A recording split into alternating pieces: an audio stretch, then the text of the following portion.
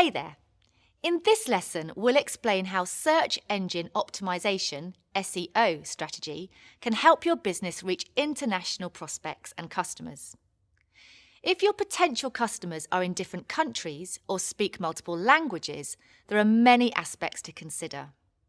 We'll go over the most important ones: language, localization, and country targeting. First things first, you'll need to speak your customer's language, literally. There are some SEO guidelines for websites that offer content in multiple languages. The first is to make sure that each page in a different language has its own unique web page. So why is that so important? Let's say you grow avocados in the UK and you want to sell your prime product to other countries. Web design technology makes it possible to have English language content on a web page, say www.example.com/avocado.html, but allow visitors to click a button to view the same page written in French. Sounds good, right? The problem is that humans can click that button, but search engines can't. A better approach is to separate each translated version onto its own web page. In this example, it would be much better to place the French version in its own page with a separate URL: www.example.com/avocat.html. The second thing to keep in mind: mixing languages on the same page. This is a big no-no. For example, when half your content is in French and the other half is in English, search engines can't decide what language your content is in. It's better to use different pages for different languages. Next, avoid using automated services to translate your content. Have a piece of content about organic produce that needs to be in French? Get a real-life person to translate it for you. Why is this necessary?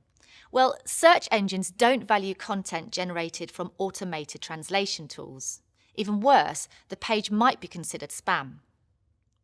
Translation services may cost a little bit more upfront, but you're likely to have a higher quality content that can drive better results for your business.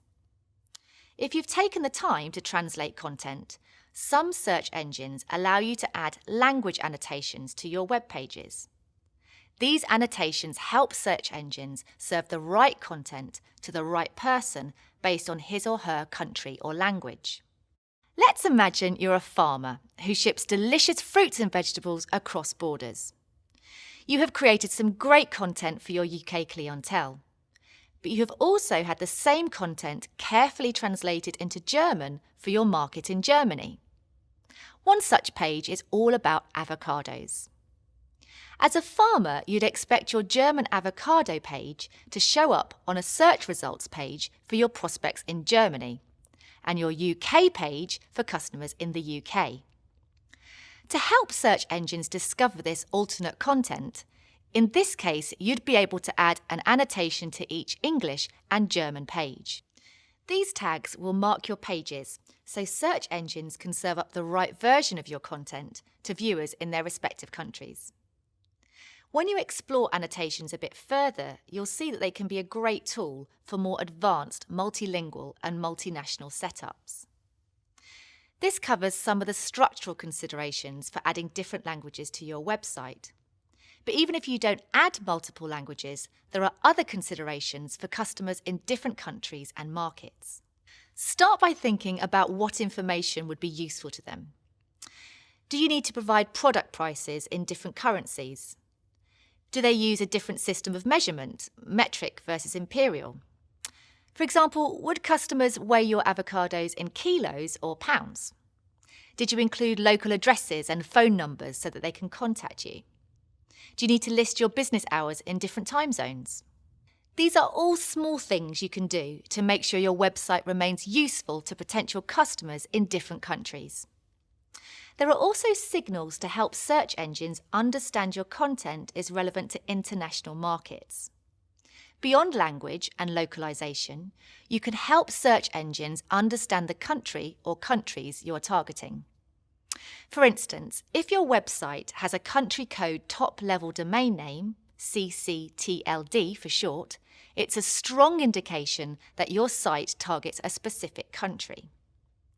An example of a UK site with CCTLD would be www.avocadofarm.co.uk. For Germany, that site might be www.avocadofarm.de. And if it doesn't, what if you have a generic domain such as www.example.com? Search engines may use a number of factors, including where your website is hosted, the IP address, and the information on the web pages. You can still help your site and its content be more visible to international prospects by using country targeting tools, such as those found in Google Search Console. And there you have it. As you start promoting your website in other countries, keep 3 things in mind: language, localization, and country targeting. If you do, you can adjust your website and SEO strategy to make your website an international success. Want to learn more? Be sure to check out our lesson about international marketing and export.